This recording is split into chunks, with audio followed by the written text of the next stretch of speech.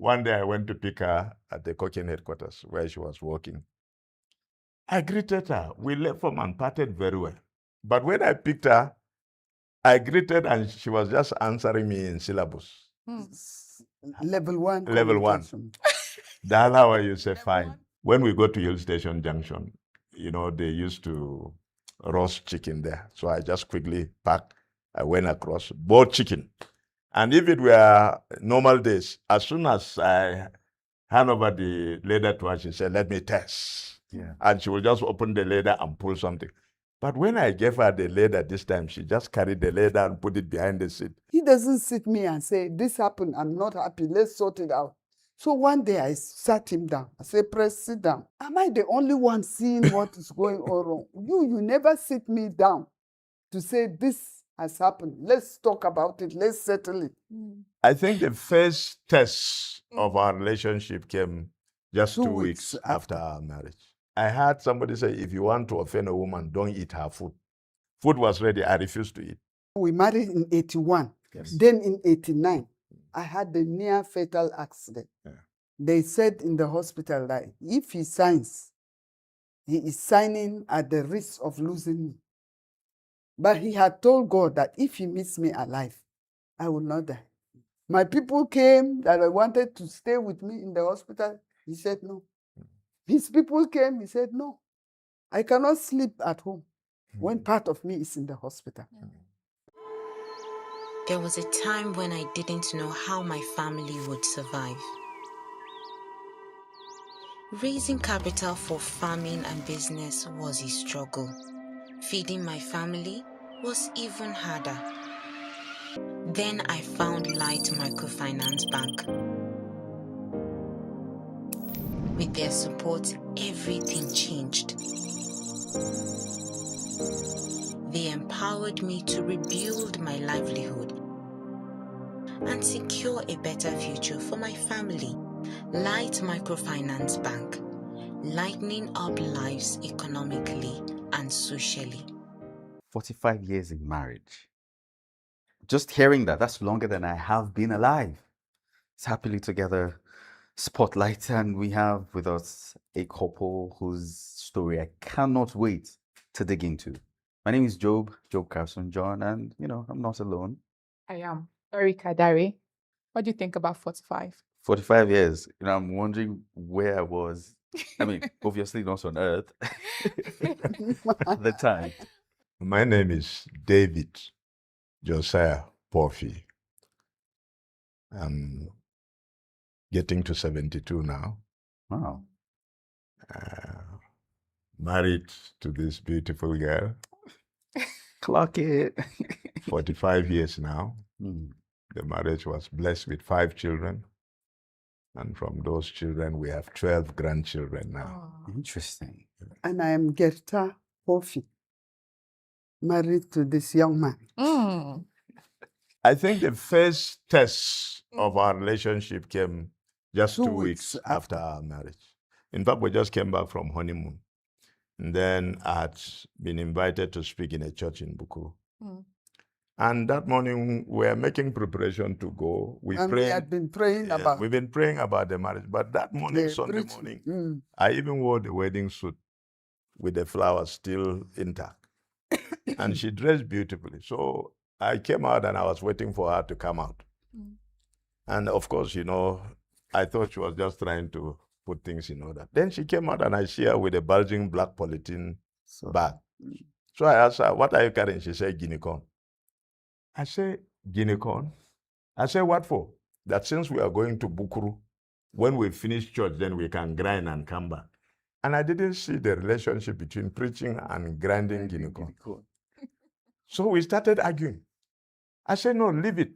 When we come back from the preaching, I will escort you to Garabu or to Nasarawa to do the grinding. She said, no, but why should we go to where there is a grinding machine and then we'll leave it behind and come and spend money to go again? Now, you see, for me as a man, it didn't make sense.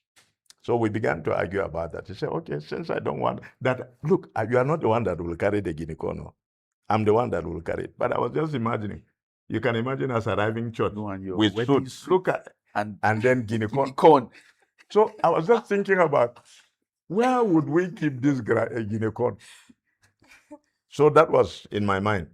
So she said, okay, since I don't want her to go with it, then she will worship at the cooking headquarters and then go and do her grinding. I got angry and I just went off. We were living in a house around the central bank. So I just took a bus on the other side. By the time we got to where the present House of Assembly is, then the conductor said, you in front, please give me your money. That was when I realized that all the money we had was inside her bag. I was running away from shame, but see a bigger shame. Because who would believe that in the way, and that was not an ordinary suit. It was wedding suit. It was bought in Manchester. Interesting. So it was looking cool. So to say that I didn't have money, I ransacked my pocket. But because God wanted to teach me a lesson, I found 50 kobo, and that was the fare from Jos to Bukuru that time. So I paid, but I didn't have an offering, and I didn't have transport to come back. And it's not like now that if they invite you, they give you transport money. And there were no phones also. There were no phones. No phones. 79, no phones. 81, sorry. No phones. So after the service, well, fortunately, I had transport to come back. But in my mind, I heard somebody say, if you want to offend a woman, don't eat her food. Now, the foolish boy thought it was swallow. So when I came back, food was ready. Of course, you know that there was no communication. I came back, everybody was keeping to himself. Food was ready, I refused to eat. And you know, hunger has season. It will wire you, but it will cool down. So when it cooled down, it was like it was okay. Around that kind 3, 4, I was okay. Supper was ready, I refused to eat. And I was the one getting hungry, but I felt that I was punishing her. That's how foolish men can be. I'm telling you, I didn't eat, and that was it. 8 p.m., I was just looking at time, but the hunger became unbearable. So I started praying to God. I said, God, speak to this girl. Let her ask me for forgiveness. Let her ask me for forgiveness so that I can eat food. And you know, it's not every prayer that God will answer. So he didn't answer the prayer. That was how my eyes was looking at time till 10 p.m. or 11 p.m. or I started prayer. I said, God, please come to my help. Well, the prayer was not answered till 2:30 a.m. The hunger was unbearable. And I kicked her with my leg. She kicked me and we started laughing. And that was the apology. And so I asked her to make tea for me around 2:30 a.m. And so all the food I missed around 2:30 a.m., I ate it. But we learned a very big lesson. It didn't happen again. It didn't happen again. God was just trying to teach us some things. You know, marriage is like a school. Yes, sir. Once you enter, you have to study your partner and learn more about him or her. If you want to last long in marriage, you must be a good student of your spouse. And so there were things like that that happened that God used those things to build our own capacity. And actually, he now knew that there's a difference between male and female. Yeah. We were praying. I was wholeheartedly praying for that meeting. For the preaching. For God to give him a word. But we didn't for pray God for to grant grinding. him the unction and the utterance. But for a woman, when you come from preaching, you eat food. So I was thinking of that, but thinking... Small girl, 23 years, but she was already thinking ahead. So, and I took the burden. He carried a burden that was not his own. Yes. Where to keep the guinea corn, how to carry the guinea corn was my matter. But he carried it because of the suit. Manchester suit, mommy. Manchester suit. Ordinary suit, though. My wedding gown was also from Manchester, but I was not wearing my wedding gown that day. Anyway, we learned that there are differences. Yeah. There are peculiarities between male and female. Yeah. And many couples are not settled because the man wants the wife to behave like a man. That's it. And the wife wants her husband to behave like a woman. Yeah. And you don't make effort to change your spouse into what God didn't make them. Yeah. And that is the challenge there. So we learned. Yeah. And Early. what helped us, nobody did premarital counseling for us. Yeah. No, it's not like today. Yeah. You know. And nobody, was putting us, but We were determined that it will work. Yes. So when we meet a challenge like this, we will now learn from it. Yeah. And we avoid that error again. And in fact, for me, God was teaching me leadership also. There were times, like for instance, before we got married, my worry was she's a very cheerful person. Will I be able to keep her happy? That was a major problem for me. I say, if they see that she's not happy, they will know I did something. So I was very sensitive about that. So when I don't understand what to do, I will just breathe a word of prayer. I say, God, I don't know what I've done. What is it now? Give me the key to unlock. Raise your voice. Give me the key. Give me the key to unlock. And let me give you one example. One day I went to pick her at the Cochin headquarters where she was working. I greeted her. We left home and parted very well. But when I picked her, I greeted and she was just answering me in syllables. Level 1. Level 1. That's how you say fine. Fine. And she just held her peace. So as we drove, I tried to engage her in a discussion, which normally that's what we would do. But she was not actually forthcoming. So I said, okay, now I will discover whether I was the problem or something else. So when we go to Hill Station Junction, they used to roast chicken there. So I just quickly packed. I went across, bought chicken. And if it were normal days, as soon as I hand over the ladle to her, she said, let me test. Yeah. And she will just open the ladle and pull something. But when I gave her the ladle this time, she just carried the ladle and put it behind the seat. Hey. That was when I knew the problem had to do with me. So from that Hill Station Junction, I said, Dal, what did I do? What's the problem? The good thing is that this friendship helped us a lot to resolve differences. Differences, And each time we want to resolve, say, remember we're friends. Remember we're going to heaven together. Yes. So we kept reminding each other. Yes. Well, we talk about it. I can't remember the detail, but the time we got to St. Louis, the matter resolved. She said, can I have the ladder now? Let me test. So she said, let me test. So I gave it to her. And, the thing between the two of us is that if there is an unsettled matter, it unsettles us. And we can pray. So we had to resolve immediately. And I remember when we got to 25 years in our marriage, that's 20 years plus now.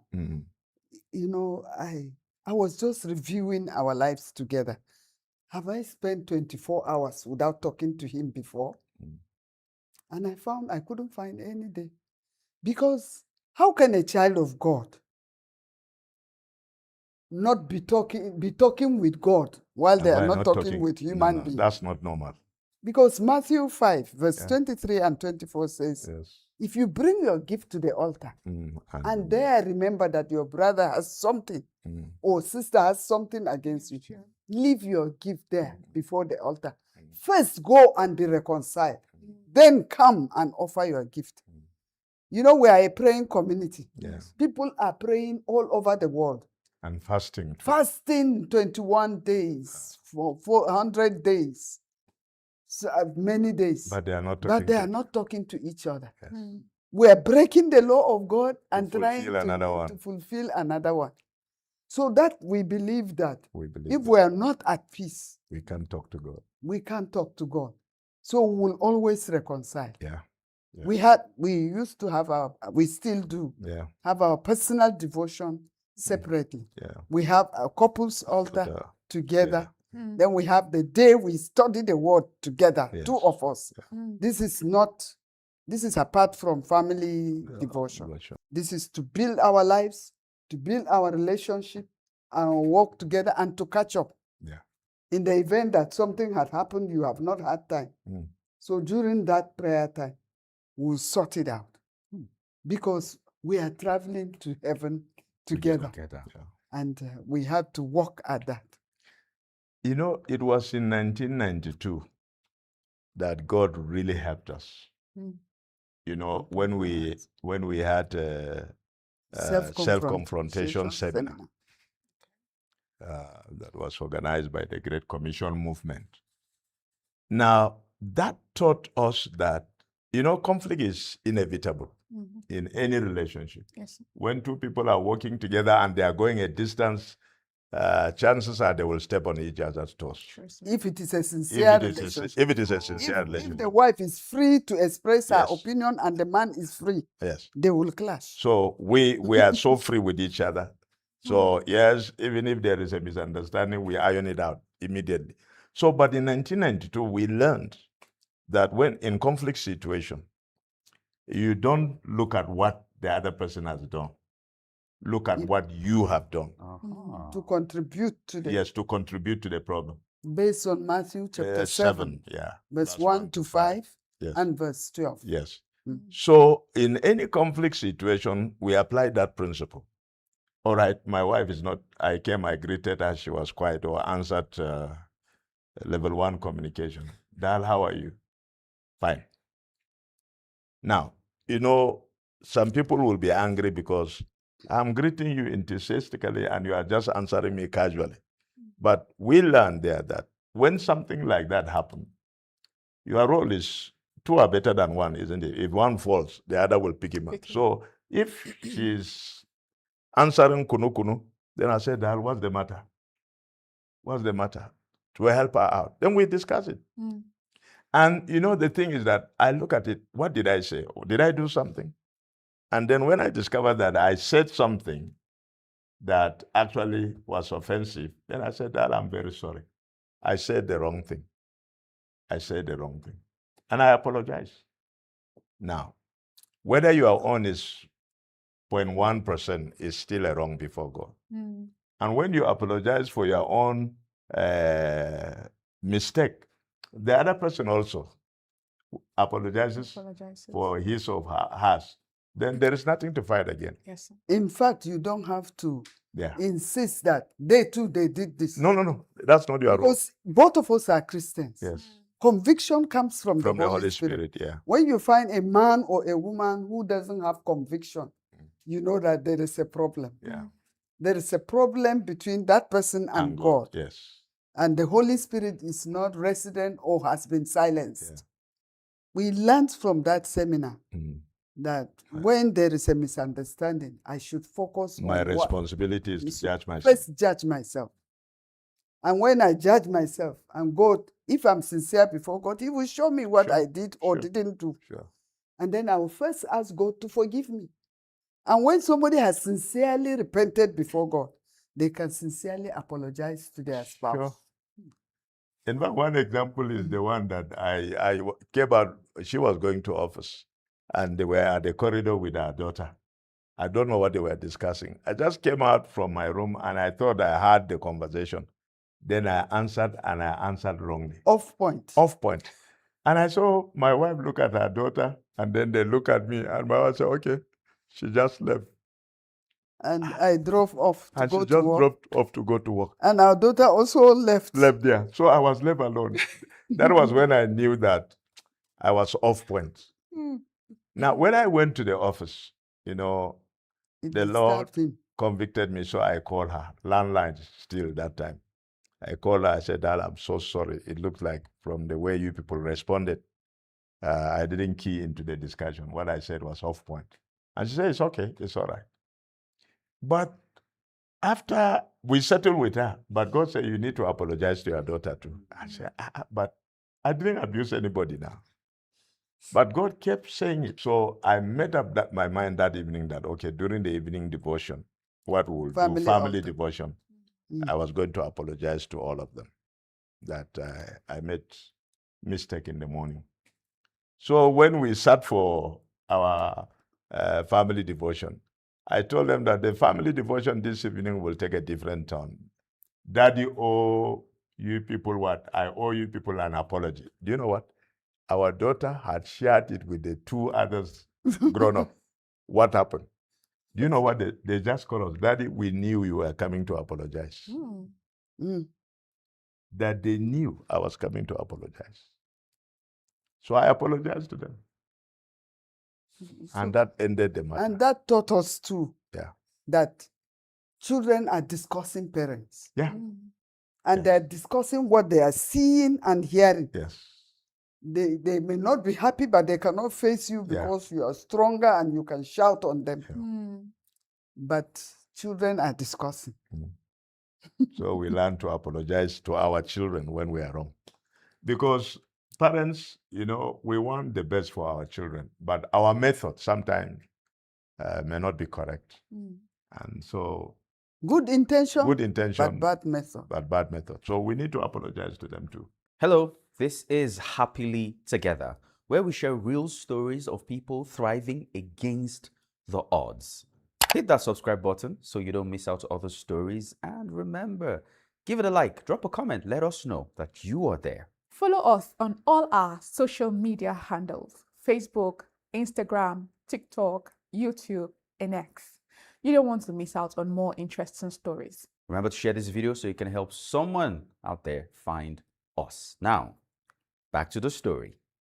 I'm really glad that you brought up children in the conversation. And honestly, I can sit down all day and just listen to you share the stories. First, the nostalgia with which you carry it and the grace with which you say the stories. It's almost like every time a conflict is happening, even though you're dealing with the emotions that are coming up, you're also eager to see, what am I going to learn from this thing that has happened? Because it's like there's always a lesson there. And like you said at the beginning, saying things, they just never happen again because you've learned the lesson. And something someone told me one time, that God is always teaching us lessons. And the only reason why it seems like we're repeating the class is because we're not learning the lessons. We keep encountering the problem over and over again. You're right. Again, I'm eager to hear stories, specific stories, Mommy, if you can remember a particular difficult situation that happened and how you treated it, maybe something the child did. I remember our children, one of our daughters, whenever she goes to school, we will do our level best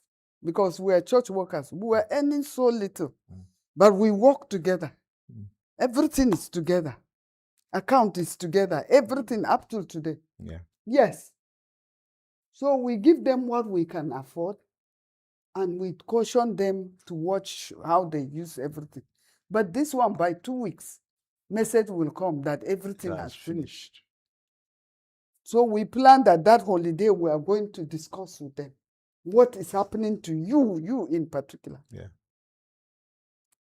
And so we shared the word of God and told them that we have been telling you, it is God that has been making provision. What we earn is not much. But why is it that you are not able to manage what we give you to go to school? And that one is not the talking one. But she answered, she said, I want to take Gary. There are many girls too that don't have. So I share with them. That is why everything used to finish. Then she stopped there. Then we said, we are not the parents of all the girls in the school. Then the senior, who happens to be a lawyer now, and she has been their lawyer when they were small. She picked up the discussion. She said, you, Mommy, when they bring things for us, we are happy. People have given us something. You will share. Take this to this neighbor. Take this to this neighbor. So also, we are the ones that will not share. We are also learning to share what we have. We just looked at each other. That was the end of discussion. The end of discussion. Obviously, they learn more from what they see than even what you say to them. Yes. So that one was this thing. I don't remember like I did something and it was so serious. In fact, what I did at one point was to sit my husband down, because each time he doesn't sit me and say, this happened, I'm not happy, let's sort it out. It's always me that will say, I call him President. Our friends gave us these names before we got married. President. He is President. She's the first lady. Okay. That was before we got married, though. Before we got married. Okay. And then, but he calls me Dal. And normal conversation. It's when he's writing me, he writes first lady. So one day I sat him down. I said, sit down. Am I the only one seeing what is going on wrong? You never sit me down to say this has happened. Let's talk about it. Let's settle it.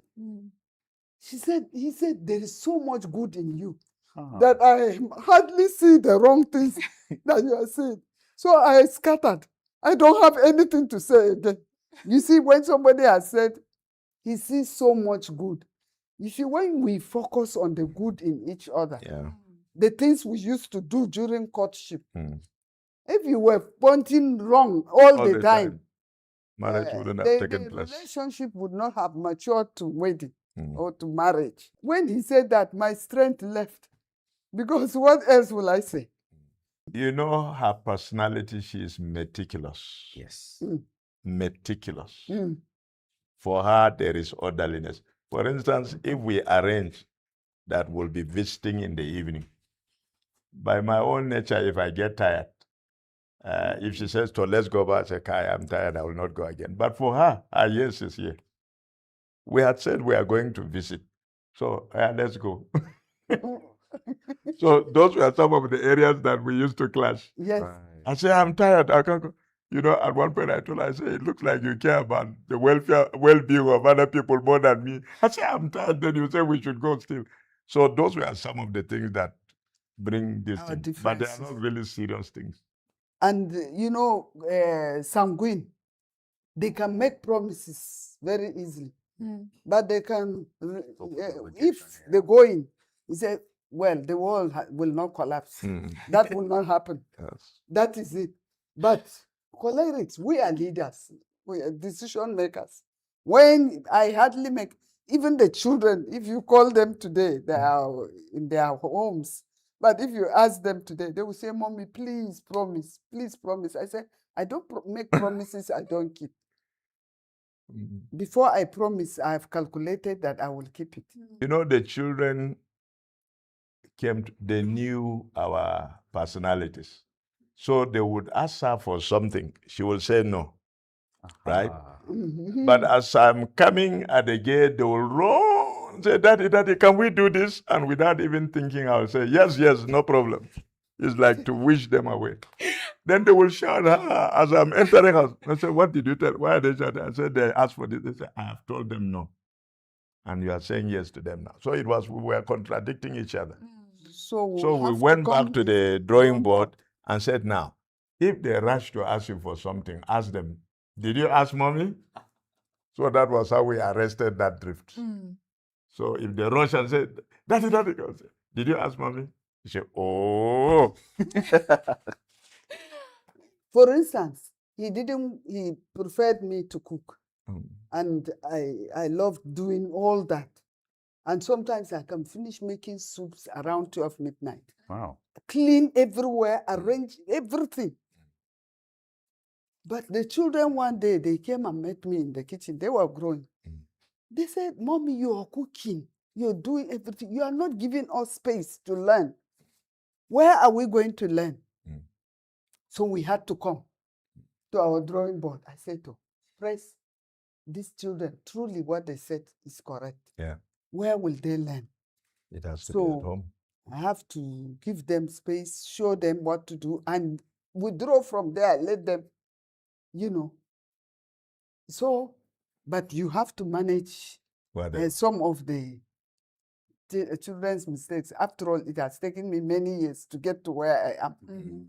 And so that is how we kept doing, adjusting and adjusting. Yeah. Adjusting. Even the children, they came one day, they met me in the kitchen. They said, Mommy, all of us like pepper, including you. But you will not cook for us with pepper. Why? Because just one person doesn't like pepper. And that one person. He's president. He's president of the whole republic. Of the Coffee Republic. So I said, okay, this one person is my president, my husband. If he is not happy about what I've cooked, if all of you are praising me and are dancing because of the food, I have failed.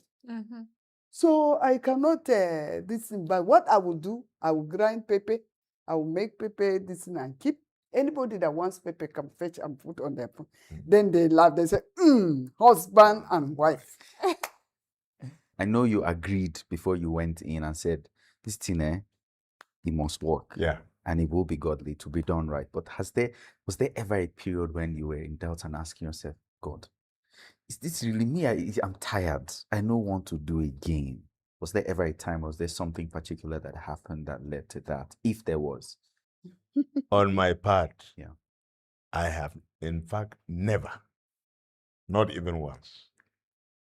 You know, the mistake that most people make is the fact that because you have differences, then you now begin to sound as if you made a mistake. No. You will never grow if you don't learn from your mistakes. Mistakes are stepping stones. You know, and this is to young people and people in marriage who, because there is a mistake. After all, no two people are exactly the same. So we are bound to differ on the way we look at things. Perspective may differ, personality differ. So we learn. And I believe that what happened to us, our case is a bit unique because God was preparing us to help families. Right. I think, you know, that's my conclusion, that all that has happened in our marriages, later on, God was preparing us because we were going to meet situations like that. And so we began to counsel much earlier in life. And another reason why things never degenerated to the point of regretting marrying each other or even saying it. Yeah. He has never raised his hand on me. 45 years, never, to even choke me like this. But He has not done I will be a madman to beat her, isn't it? And he has never abused my person. He will be unhappy with me. I will be unhappy with him, but not the level, because we have a controller. If she comes and she wants to, so leave me. Then we laugh. Then she will just say, now. Apart from that, we created time to resolve serious problems. Yeah. If we had a matter, sometimes we will drive off to some place where it's only two of us. Yeah. You will see us, and I will prepare something for us to chop. Yes. Yeah, you will see us talking gently and laughing, and this. But we are ironing out very serious issues because we didn't want to create an atmosphere that children will say, "What is happening between daddy and mom?" And you know, so we will resolve it, finish everything, and come back happily. So the problem with many families is they don't create time to solve their problems. Yeah. And I want to surrender here that wives, we like our problems sorted out. Most normal wives want problems sorted out properly. Not okay, sorry. Or you bring a gift. Or you bring a gift and to pacify the person. No, discuss it, solve it, apologize to God and to one another, and reconcile warmly. That helped us very much. Very. But many men, I'm not saying all men, there are men that are godly, that will not go to pray and fast when they have issues. They will come back to sort it out. If many men, if the wife is saying there is a problem, say, I don't have problem. You always have problem. So problem is being swept under the carpet. And when it grows there, you will begin to stumble over them and fall. That is what will lead to, I regret marrying you. If I had married that one that didn't work will never work. It's not your size. This one that you have married is your size. Settle down. So we used to do that. So that is why God kept us from getting to that point. There was a time when you were ill, Mommy. I just want you to tell us the story. How was it like? How did it impact the family? How was your relationship at that time? You were quite ill at some point. Just walk us through that story. I had an accident. You know, we married in 81. Then in 89, I had the near fatal accident. That I was unconscious for 4 days. So many things from the accident scene. You know, actually, we had finished waiting on the Lord, two of us, for 3 days, from 1st January to 3rd January. I even spoke at Equa Plateau Church on the 3rd. On goodness and mercy of God. On the 3rd. So we spent the day on the floor of our bedroom to check the word, pray, commit the year to the Lord. And on the 4th, we resumed office. So I was sent for a complex matter that was happening in one of the stations of the church. And that was where I had the accident. And in that scene, from the beginning, from the time he was called, when he got to the scene of the accident, some people saw the car and went and removed me, took me to the hospital, unconscious, of course. And when he got the report, he drove with the lights on from Jos God drove that to car Mangu that day. Cottage Hospital. That was where I was taken. Yeah. So they said in the hospital that if he signs, he is signing at the risk of losing me. But he had told God that if he meets me alive, I will not die. So when he went and I was alive but unconscious, he knelt down and thanked God and asked them to give him me to bring back to a bigger hospital in Jos. So they said at his risk, he said, yes, no problem. He signed. So he drove with the lights on again and brought me to Evangel Hospital. Yeah. And from that time, he slept in the hospital with me.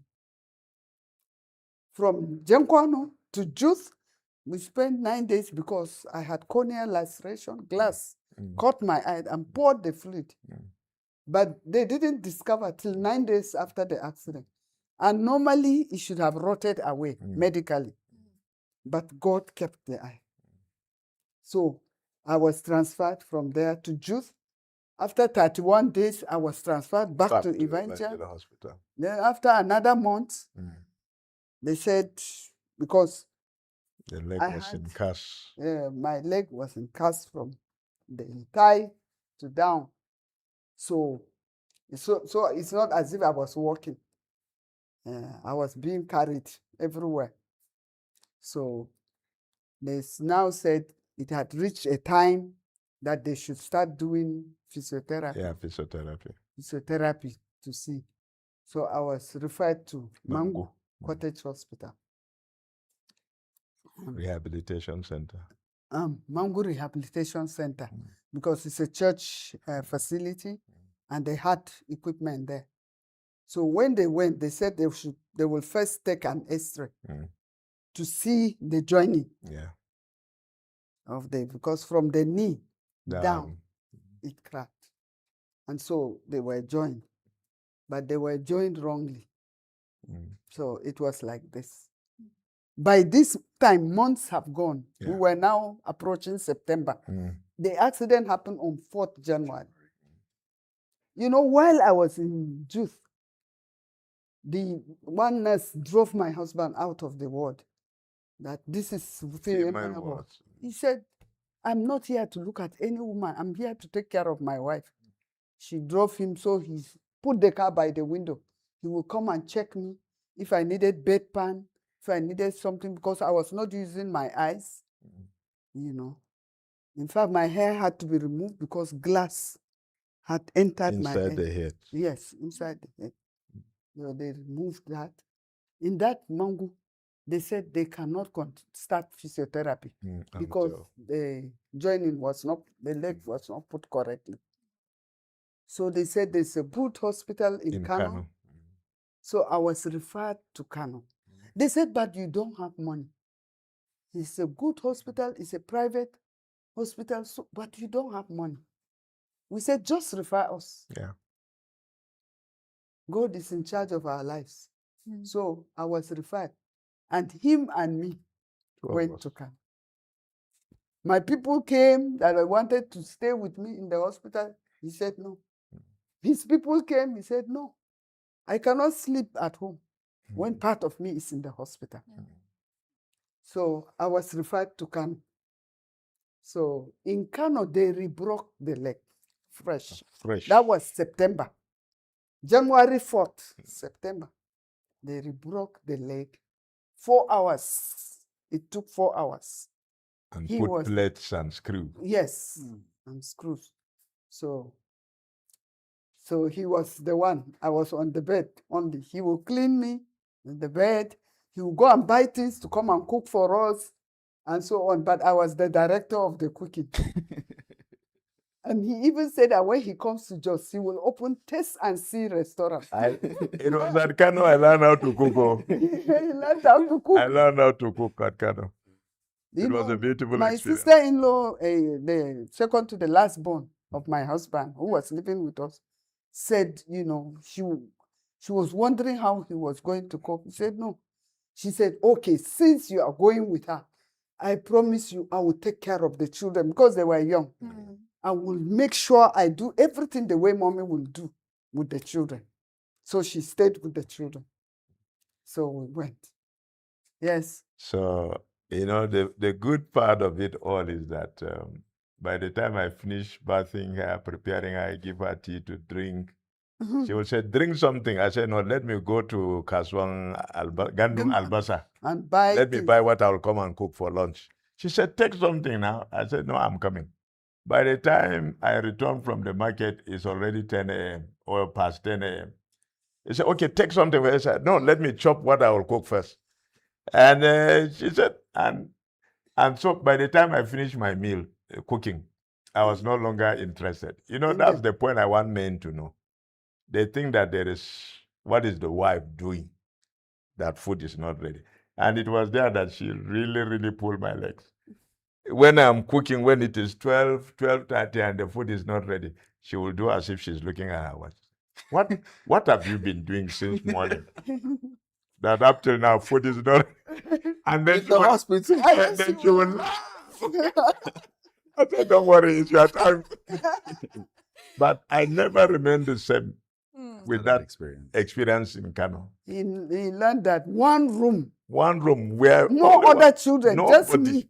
Not dating the place or something, but it was hard work. Just to keep that one room clean, just to cook for two of us was.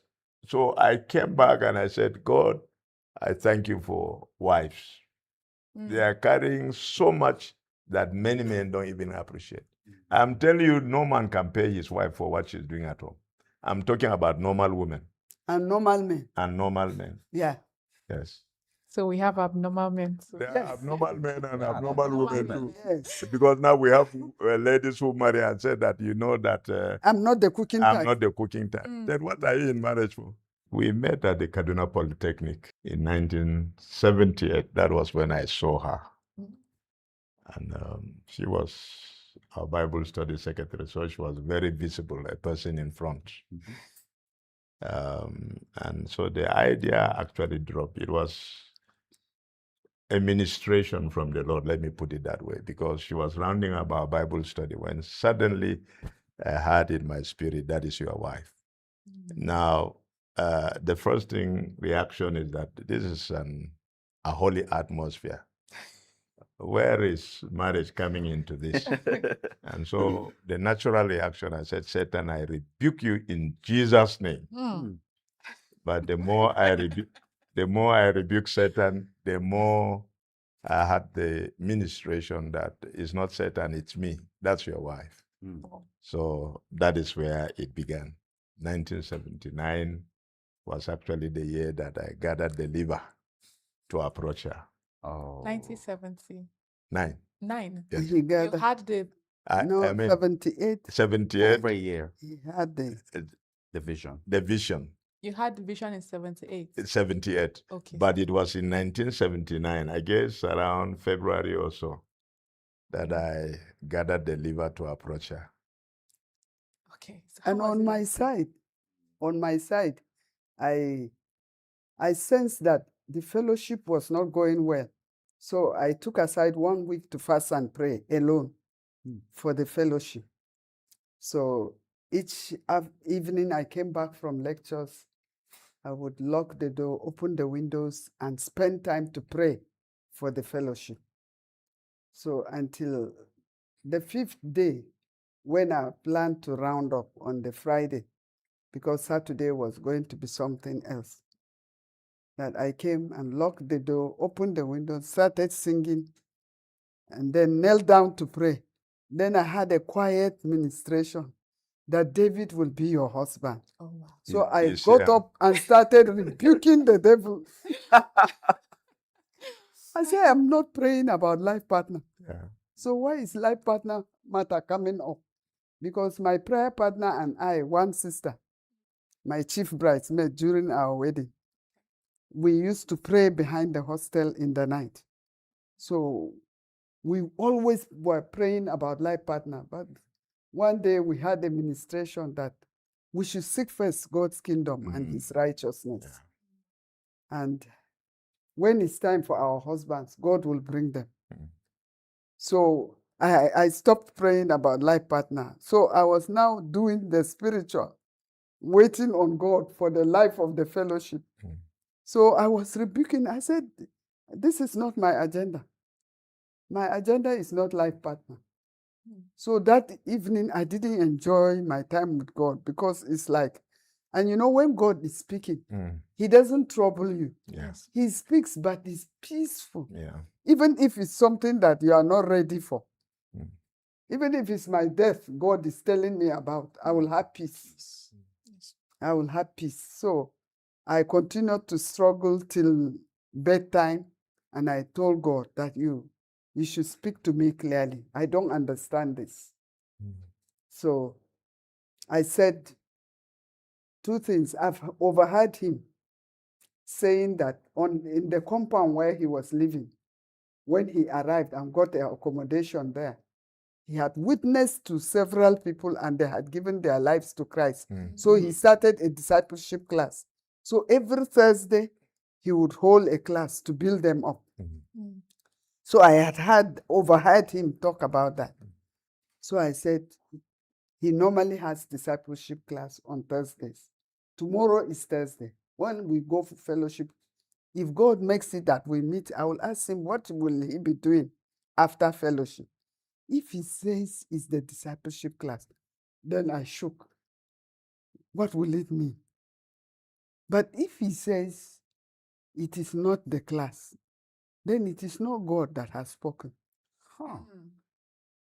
Interesting. So I went to bed. By the morning, God gave me a verse in Luke. I can't remember the verse now, but in Luke, it says that when children ask for bread, God doesn't give them a stone. When they ask for fish, he doesn't give them a snake. He gives them what is good for them. So I said to her, what are you saying? So you are giving me a husband? So I just prayed and left for school. After school, I was going for fellowship. Then right at the door, it's not as if I had known him from Adam, but I just saw him in the fellowship. And as a leader in the fellowship, we're interested in every brother and sister in fellowship. So we just met at the door to enter the fellowship. Then he greeted me and passed an envelope to me. Then I asked him, what are you going to do after fellowship? He said, normally I would have had discipleship class, but I've been invited to speak at one Angwarimi secondary school also. So we won't have the class today. I shook, then I disappeared from that place. So that was my own side of the story. And to complete the story, the night the Lord was ministering to her, I had received conviction that it was God that was leading me. So I prayed that evening myself.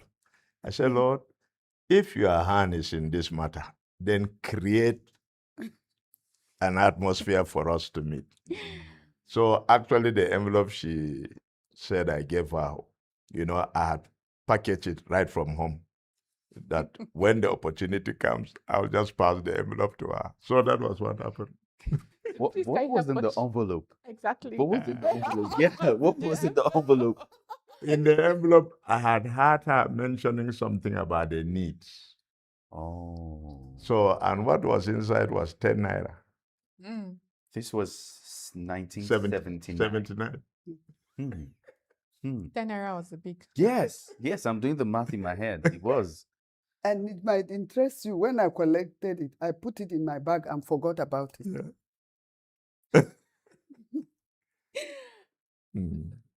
You had a need for that money. What was inside? Or you were I not didn't- curious? She didn't know it was money that was in it. my mind was not on that. She was still in shock because, the meeting. And what he said about discipleship. So I It forgot meant about something she had told it. It God. was when I emptied my bag in the room that I saw this. I said, okay, he gave me an envelope. Then I opened it and saw. This is a sweet love story. So I want to know more. Like how, after that time, what happened? Daddy, how were you able to speak to her after then Yeah. about your conviction? Yeah. Well, at least we now had established a contact. And so we are now greeting as friends. And my classmate, a military officer, had a car. So we started targeting when she was through with lectures, and she was in the hostel in Tudunwada. So we started targeting her. I didn't really tell him exactly what I was up to. So we'll just position the car, and then as she was coming out, we'll pick her to the hostel. He said, hello, sister. Which side? Where are you going? Like you didn't know where you were going.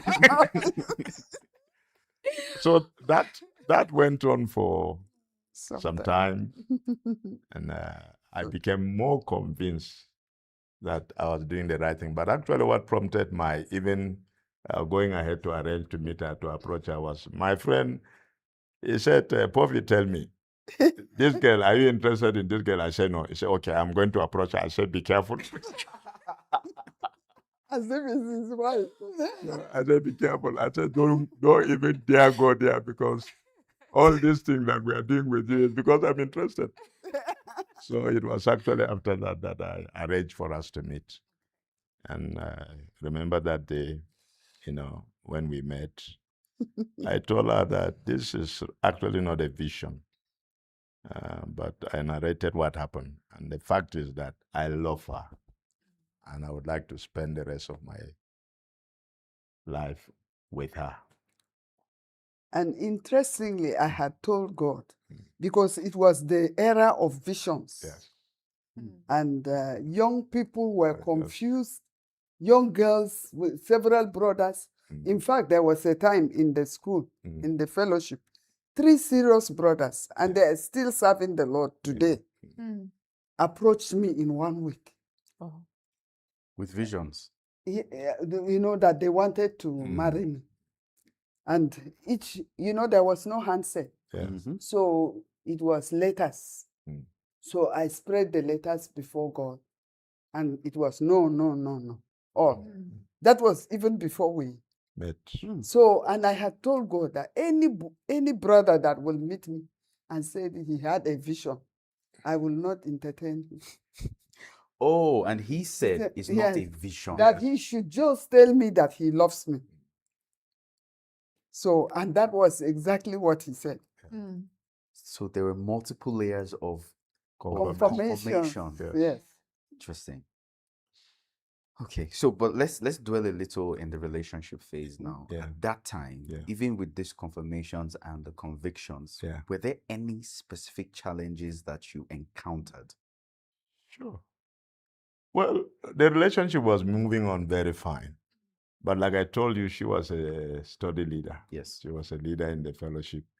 And, the fellowship at the Kaduna Polytechnic, I think, was very unique in many ways, because we had a visitation from heaven. We had a visitation from heaven. And when you say that, what do you mean? I meant that people genuinely repented. Like in our fellowship, there were prophecies accurate, not the one that people said now. The Holy Spirit came down. The Holy Spirit actually came down. And to the point that if you are going for fellowship, you have to pray and say, God, please X-ray my life. Because when you enter, a word will come, and it will not be this kind to guess. It's very, very accurate. So we were very conscious. You did this, you did that. Yeah. So that was the atmosphere then that we had. So we were doing that, and then suddenly, ours was like the first open relationship. in the fellowship. Even to You Babele, you was after remember? Babele. Cool. You remember too? You had this thing. He said something at the beginning that before he gathered the liver to approach me. Yes. Yeah, because you see, this girl, her spirituality, not everybody can approach her with nonsense. So they were surprised because they said, me, I just came in 78. She was in her final diploma when I came in. And then suddenly they see us moving together. So it's like, it's the question of identity. Who is he? How can he come now and pick this very serious sister? And so the person that I took over from as vice president of the FCS, that Sebie, was the one that came and really accosted us and said that this relationship is not of God. I have prayed to God and he has broken it and it's broken. So I think she was sensitive to that and said, how can my meat, No, it's not even just his own. Okay, yes. The sisters. The sisters too. When we go to pray, this one will receive a message. It is not your own, not your own, not your own. So I didn't know that they wanted him. The flesh came in. But as I was studying Romans in my personal devotion, and I saw that if my meat will bring offense to the brethren, I'd rather not eat meat. So by April, then after fellowship, she told me, it's not as if she's saying that God is not in this relationship. But if her meat will cause some people to stumble, she will rather not eat the meat. He said, because of that, let's suspend the relationship. It was hurtful. It was very painful. But I think I braced up. And what book did I give you? I got. No, you gave me a book much earlier. God's Ideal Woman. That's right. So the relationship actually halted painfully for me, though. And that was the scenario until she finished her own diploma. And left the school. And left the school. And left me in the wilderness. In the wilderness. As a matter of fact, even when she left, and some of the sisters that were there, some of them I thought were her friends, became extra kind to me. So, but I didn't even imagine anything near them at all, because I knew the matter was already settled, that she was the one God asked for me. So I never thought of that. It was much later on that I realized that they had other ulterior motives. I thought they were coming to me because of me, of her as her friend. And I think the only one among them that was very sincere was Dr. Buck, Caroline Buck. She's in the US with her husband now. She was the one that related with me genuinely, honestly, knowing that we are already in a relationship. So that was the break we had, and things went low. And during the long vacation, I came to Jos. She was working at the cocaine headquarters, but I didn't want to meet her, to see her, because it was really painful for me. So I didn't want to meet her. I avoided anything. She started work with the cocaine headquarters. So anything coming around cocaine headquarters, I didn't, but my friend knew. So he tricked me with one of the bridesmaids when we met at Terminus Equa Good News. Then he said we should escort her. She was actually staying with her, a student from University of Ilorin. Okay. So he tricked me, and we trekked from there up to the post office. And by the time we got to Union Bank, and I saw them branching, I said, you are going to cocaine headquarters. I said, I'm not going to go with you to cocaine headquarters. I knew that she was working there. Then the lady staying with her, Fena Dashan, then she said, oh, so you don't want to see Sister Gerta? I'm staying with her. I will tell her that you didn't want to come to see her. I said, I beg you. So she quickly told me that, no, she traveled to the village, so she's not around. So I followed her to the house. So I discovered where she was now living for the first time. But I was sitting on edge because I didn't want her to come and just come back. Now, you see, for me, yeah, I didn't want to do anything that will give the impression that I'm trying to push myself on her. I wanted to avoid that. I wanted our reconnection to come naturally. I didn't want to do anything that would look like I was inducing her, to come. So that's the reason why I avoided her. But in my heart, even I tried to pray concerning other sisters. God said, no, I told you that's your wife. In fact, the girlfriend we parted with before I went to Kaduna Polytechnic made frantic effort to return. But God told me that, no, this is your wife. So let me tell you how the connection came. Before school resumed that October, then having heard from her friend Fena, they have been discussing me literally, and I got the green light that it's not as if she dumped me. Oh. I was still very much on the front burner. So I gathered again. I said I was going to visit her at least before resuming school. So I came to the house and we met, and we had a very good time. We talked, we gisted, and things went normal. Then she said she was actually going to come to Kaduna. So said, well, her friend was there, so she visited. And I went to meet her at the ABU Teaching Hospital in Kaduna. Now, we gisted with her. Then I was going, then she came out to escort me. Do you know how we reconnected? There was no edit. I just started blaming her. I said, you just abandoned me. You just treated me like this. I said, I don't like it. I'm not happy about it. Then she was pleading with me, no, that you know why I said so. So that was all. We didn't say, can we continue? We knew that. Just picked up. We just pick up from there and smooth flow. That was it. That was what happened. Okay. Thank you for sharing. It's like I almost feel like I was there, like I was on the side just watching him dodge and say, I'm not taking that road. You think I don't know where you're taking me to? No. One other thing is that since we met, we have been great friends. Great friends. And we are still great friends. Yeah, we can see it.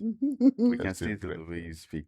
Yes, but mommy, in the time when you were apart, remember again for you was your conviction. If my meat is going to cause my people to fall off and sin, I would rather not eat it. What was happening for you in that time? Well, I had made it very clear the time I told him that we should suspend the relationship. I said, God has not told me anything contrary to what we had, both of us, that God was leading us. But for now, let's suspend it. I had now finished and left the school. So I was back in Jos. They were in Kaduna. So I was just praying for God to perfect his plans. I was not obsessed with him, but I didn't dismiss him. So it was just when there is obsession, it's a different matter. And when there is dismissal too, it's a different matter. Because I had real big challenge, because even in Jos, big brothers were coming. They were coming. And they wondered, they even were suspicious of his spiritual stand. How can I agree to befriend somebody like that? Because when I left Jos, some of them were just probably coming up in the faith. And so they didn't know my own roots. Yes. So they were very concerned for me. So they are the ones but I didn't give anybody space. Because you had your conviction. Yes. Thank you very much for sharing. We want to know more. 45 years and counting. How has it been? Wow. The challenges you faced. I know there had been storms. And there have been good moments as well. Actually, before we got married, we agreed with her that our marriage must work. Yes.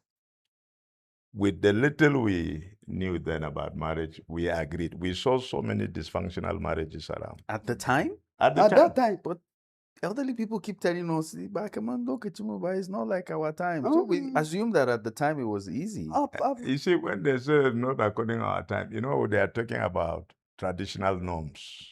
Right. Not biblical. You know, we are more interested in biblical normative, doing things God's way. Yes, sir. When you hear people my age saying that things were not like that, it was because the man was a king and the wife was a servant. I mean, they knew their duty. They knew what to do. You understand that? But we saw a lot of that, and somehow we didn't want our marriage to go that way. We just wanted our marriage biblical to work. marriage. Biblical marriage. So we came into marriage knowing exactly what we were looking for. That it must work. That it must work. Now, of course, you know, ordinarily, things would have been very difficult for us because of our temperament, personality-wise. You know, she is choleric, I'm sanguine. You know, she is a go-getter. My own, I can... Easy going. the heaven will not fall. I understand what I'm saying. But because she was a committed child of God, filled with the Holy Spirit, you know, the Holy Spirit curbed our excesses. And to me, that is actually what has worked for us from day one till today. And when you look at scripture in Psalm 127, it says, unless the Lord builds the house, those who build labor in vain. So we got that understanding very, very clearly. And also the fact that husband and wife are the building blocks. So if the husband and wife are good building blocks, God can put up a very beautiful structure for you. So to be good building blocks, yes. God was building our lives. Yes. Because the family reflects the couple's relationship with God. That's true. So God was building his life, God was building my life.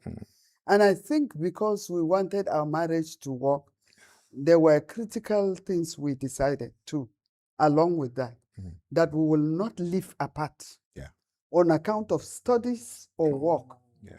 We agreed. We agreed that we will not live apart on account of studies or work. And we have not lived apart. We have not lived apart. It's only brief travels. Yes. I think the highest that I've left home is about 4 weeks, 5 weeks. 5 weeks when I traveled outside for a study. Just a seminar. But, and maybe you 2-3 weeks? 4 weeks. 4 weeks. At most. In the 45 years. So, because the marriage cannot work if you are far away from each other. If it is marriage by correspondence. You remain strangers. By correspondence. You remain strangers. People are saying, oh, there is phone. We can talk. There are things phone cannot do. You can't talk something. You can't do some things on phone. I agree. And you can't raise your children on phone. Yes, you can't raise your children on phone. Wow, thank you. I mean, I have a lot of questions. We can talk all day, but we have to, at some point, you know, draw the curtain. So I will not ask any more questions myself. I don't know. Because of our time, we can't take more questions, but I'm sure you're learning a lot. Oh my God, I am. And you have to be part of the real men. Have to be the normal men. Normal men. Have to be. Normal man. So, because we need more normal men and normal women in our society. Thank you so much. Thank you, Ma. We are glad having you today and happy together. Thank you. Thank you so much. Welcome.